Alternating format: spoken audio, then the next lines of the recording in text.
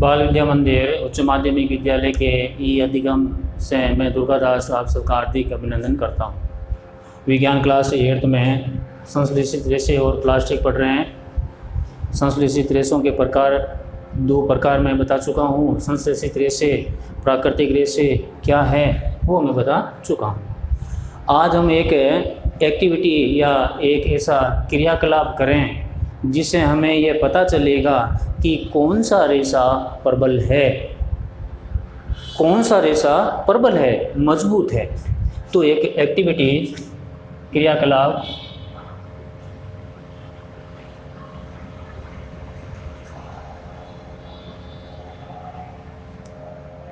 होगा रेशे की प्रबलता का क्रियाकलाप।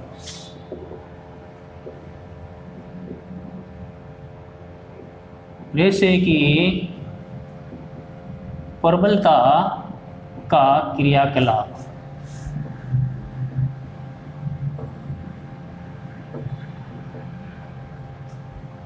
रेशा कितना प्रबल है, रेशा कितना प्रबल है, कौन सा रेशा कितना प्रबल है, कितना मजबूत है, उसका एक यहाँ पर क्रियाकलाप है, एक प्रयोग है। इस प्रयोग को अच्छी तरह से समझना। क्रम संख्या रेशों के प्रकार, रेशे या धागों के प्रकार, रेशे या धागों के प्रकार और रेशे को तोड़ने हेतु आवश्यक भार।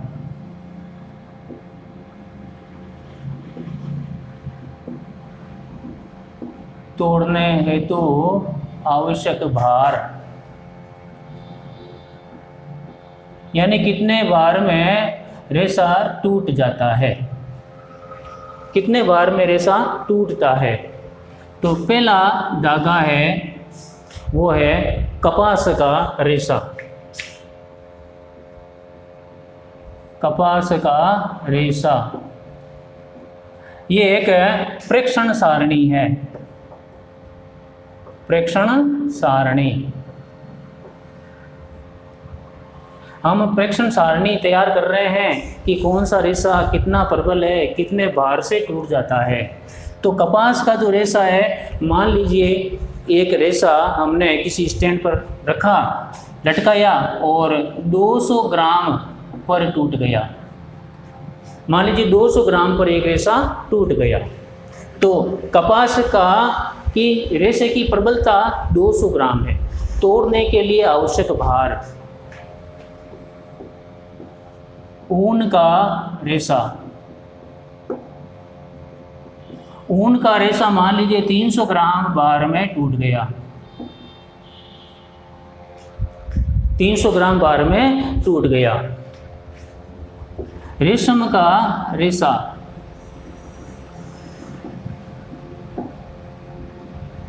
रेशम का रेशा 375 ग्राम भार में टूट गया। और चौथा जो रेशा आता है वो है नायलॉन का रेशा। नायलॉन का रेशा ये मान लीजिए 425 ग्राम भार पर टूट गया। हमने एक स्टैंड लिया, उस स्टैंड में एक तरफ इन कपास के रेशे को लटकाया स्टैंड पर और दूसरे सिरे पर हमने वहाँ पर वजन रखा, तो 200 ग्राम पर कपास का रेशा टूट गया। उसके बाद हमने ऊन का रेशा लटकाया और दूसरी तरफ जब हमने उस पर भार रखा, दूसरे पलड़े पर जब हमने भार रखा तो 300 ग्राम पर टूट गया। उसके बाद हमने रेशम का रेशा लटकाया और रेशम का रेशा लटकाने के बाद दूसरा जो तराजू का दूसरा जो हिस्सा है, पलड़ा है, उस पर हमने 375 ग्राम भार पर, वैसे हमने क्या किया 200 ग्राम भार रखा, 50 ग्राम भार रखा, देखा कब टूटता है, तो हमने पाया कि ये 375 ग्राम भार पर टूट गया। उसके बाद हमने नायलॉन का रेशा लटकाया इस पर दूसरे पल्ले पर हम भार रखते गए, पहले 200 ग्राम रखा, फिर 100 ग्राम रखा, 425 ग्राम आते ही ये नायलॉन का रेशा टूट गया। तो इन चारों रेशों से हमें ये पता चलता है कि नायलॉन का जो रेशा है वो अधिक भार पर टूटता है। ये नायलॉन का रेशा प्रबल अधिक है। नायलॉन का रेशा जो है वो संश्लेषित रेशा है, मानव निर्मित रेशा है। बाकी ये तीनों जो रेशे हैं, कपास, ऊन और रेशम, ये प्राकृतिक रेशों में आते हैं।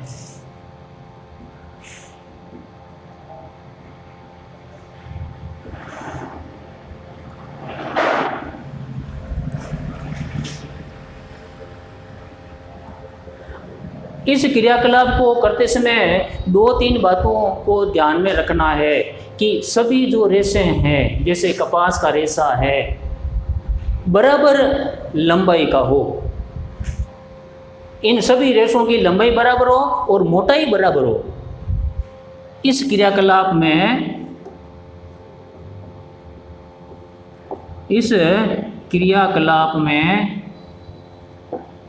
सभी रेशे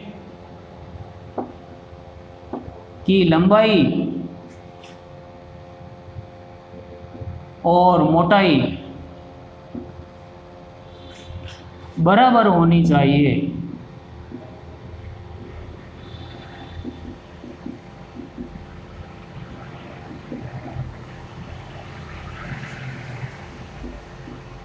यदि हम इन रेशों के लंबाई मोटाई कम ज़्यादा ले लेंगे तो प्रेक्षण की जो सारणी है, प्रबलता, आपको सही तरीके से पता नहीं चलेगा। तो इस क्रियाकलाप में इन रेशों की लंबाई सबकी बराबर हो और मोटाई इनकी बराबर होनी चाहिए। इस प्रेक्षण में हमने देखा कि नायलॉन का रेशा अधिक भार पर टूटता है।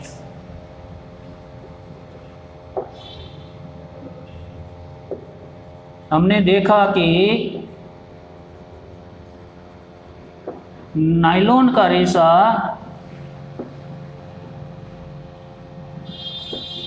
अधिक भार पर टूटता है।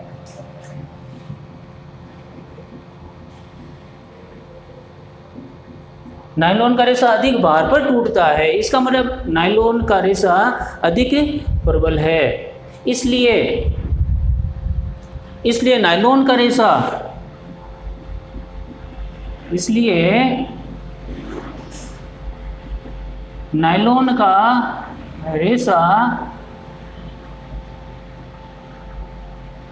दूसरे रेशों की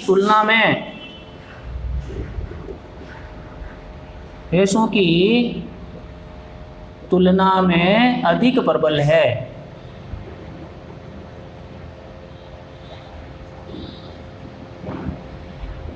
यानी प्रबलता अधिक है। तो हमने रेशों की प्रबलता का एक क्रियाकलाप पढ़ा। इसमें आपको बिल्कुल ध्यान रखना कि रेशों की लंबाई और मोटाई सबकी बराबर हो, बराबर नाप के वो चारों रेशे, तो इसका प्रेक्षण एकदम सही आएगा। कोई आवश्यक नहीं, मैंने यहाँ पर जो 200 ग्राम भार बताए हैं, कपास का रेशा टूटे 300 ग्राम पर भी टूट सकता है, चारों की लंबाई मोटाई बराबर हो। यहाँ पर मैंने आपको केवल एक उदाहरण स्वरूप भार के बारे में बताया है। ये यहाँ पर भार 100 ग्राम भी हो सकता है, लेकिन इनकी प्रबलता में नायलॉन का रेशा अधिक होगा। यानी नायलॉन का रेशा ही अधिक भार से टूटेगा दूसरे रेशों के मुकाबले में। तो हमने एक रेशों की प्रबलता का क्रियाकलाप पढ़ा। आपको भी ऐसा क्रियाकलाप घर पर करने की कोशिश करें। अलग प्रकार के रेशे लें, उनके आगे वजन रखें और देखें कि किस वजन पर कौन सा रेशा टूट जाता है। तो इस प्रेक्षण की जो सारणी है वो आपको नोटबुक में उतारना।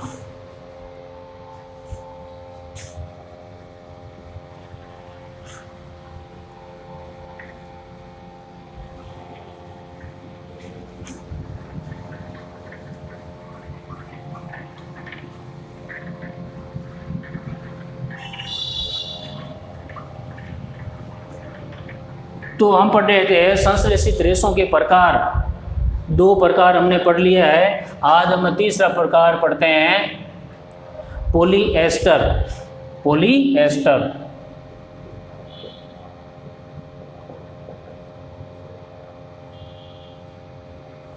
पॉलीमर हम पढ़ चुके हैं, बहुलक होता है पॉलीमर। वो पॉलीएस्टर एक प्रकार का संश्लेषित रेशा है। पॉलीएस्टर से बने कपड़ों में सलवटें नहीं पड़ती। पॉलीएस्टर से बने कपड़ों में सलवटें नहीं पड़ती।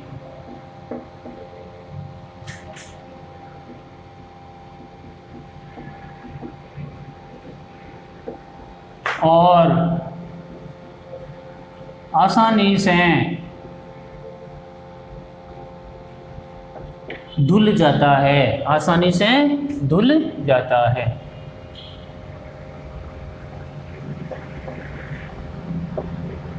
धोना आसान है, साफ करना आसान है।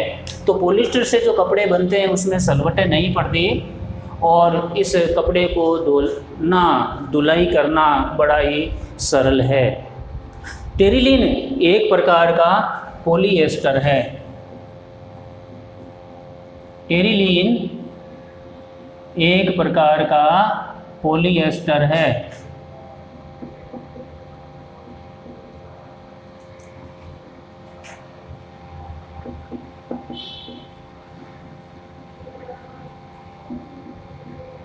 टेरिलीन वैसे ये पॉलीएस्टर को दूसरे प्राकृतिक रेशों के साथ मिलाकर कपड़े तैयार करते हैं।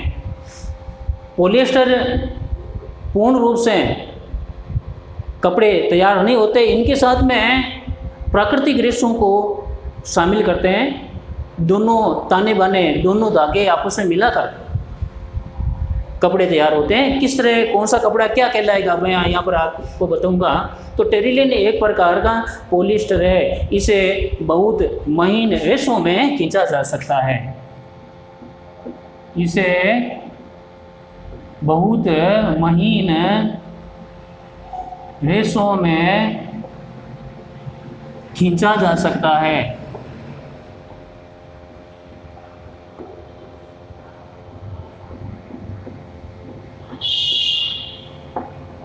यानी महीन रेशे बना सकते हैं, बहुत ही पतले पतले रेशे बना सकते हैं। पेट PET, ये पेट क्या है, होता क्या है वो भी मैं बताऊंगा। इसका पूरा नाम आता है पॉलीएथिलीन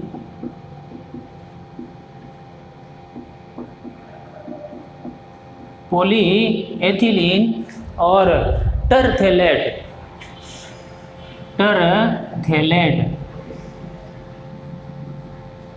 पी का तो होता है पॉली, पी का तो होता है पॉली, ई का होता है एथिलीन और टी का होता है टरथेलेट। इनको पेट कहते हैं। पेट एक प्रकार का पॉलिएस्टर है।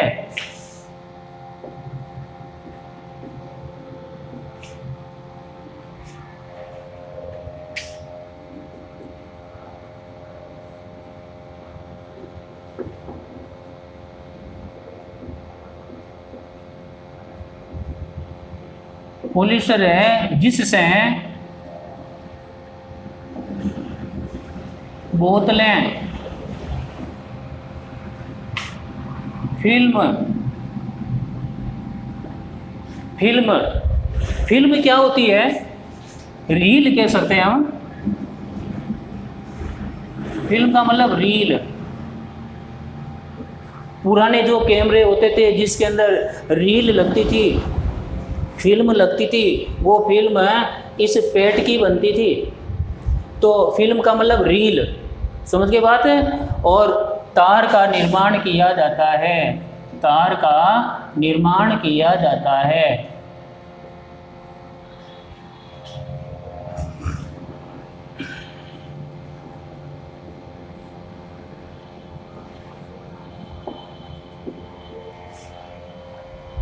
पेट क्या चीज़ है? आप एक घर पर क्रियाकलाप करना, फ्रिज के अंदर हम प्लास्टिक की बोतल रखते हैं, फ्रिज के अंदर हम प्लास्टिक की बोतल रखते हैं, वो प्लास्टिक की जो बोतल होती है वो पेट होती है। उस बोतल पर लिखी हुई जानकारी पढ़ना, जो बोतलें बनती है प्लास्टिक की ठंडे पानी के लिए, वो पेट होती है, PET पेट, उस पर लिखा हुआ है। आप उस बोतल को अच्छी तरह से पढ़ना, उस पर जो जानकारी है वो देखना, तो फिल्म तार का निर्माण होता है।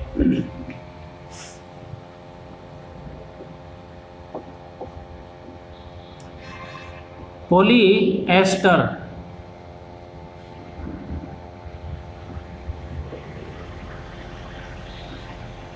पॉलीएस्टर दो शब्द से बना है, poly plus ester, poly plus ester. Ester एक प्रकार का रसायन है, इसमें एस्टर एक प्रकार का रसायन है, केमिकल है।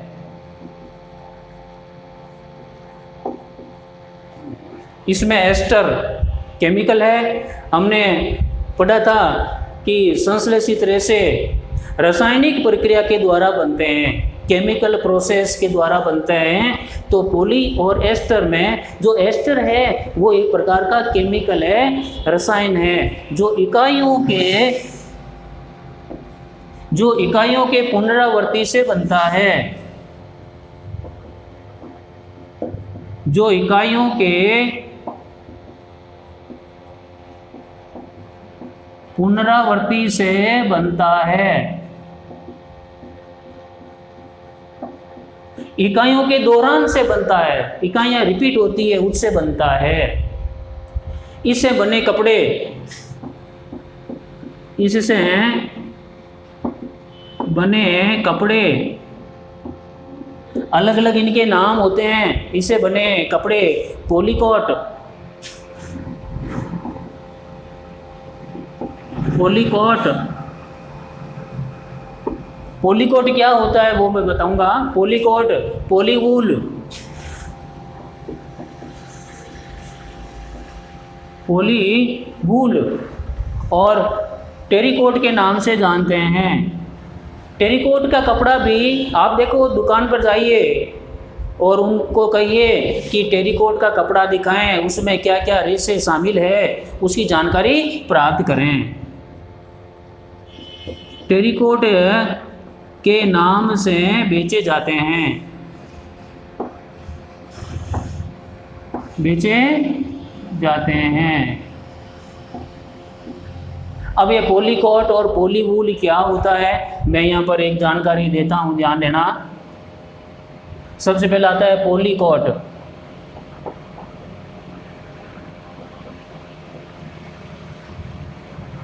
पॉलीकोट जो है दो रेशों से मिलकर बना है। दो रेशे कौन कौन से हैं, ध्यान से देखिए। Polyester plus cotton, polyester plus cotton यानी कपास, जिसको इंग्लिश में हम कॉटन कहते हैं। कॉटन यानी कपास, कॉटन यानी कपास, सूती वस्त्र, सूती रेशा।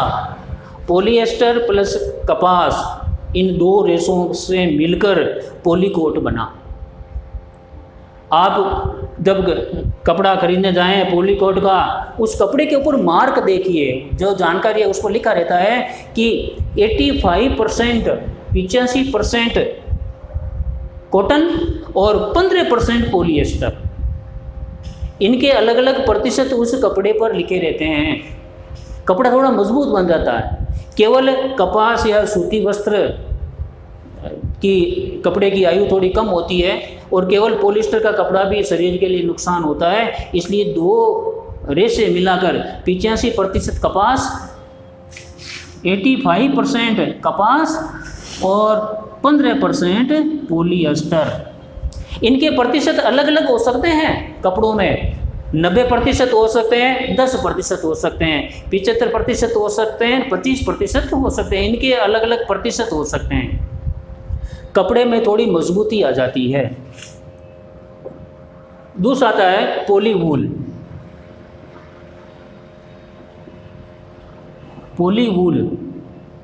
पॉलीवूल में पॉलिएस्टर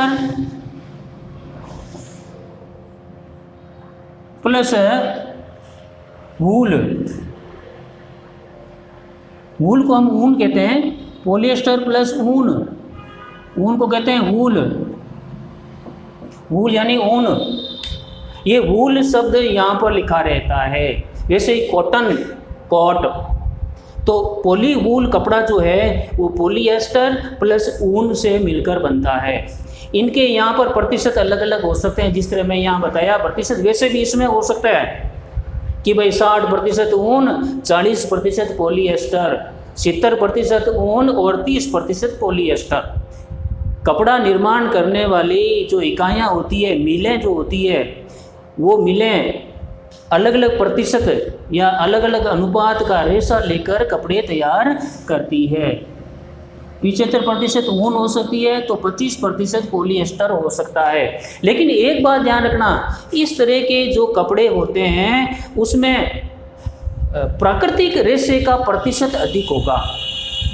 इस तरह के कपड़ों में पॉलिएस्टर का प्रतिशत कम होता है। तो बच्चों, ये जानकारी आप अपनी नोटबुक में लिखना, बड़ी ही महत्वपूर्ण जानकारी है। तो बच्चों, आप घर पर स्वस्थ रहें, सुरक्षित रहें। धन्यवाद।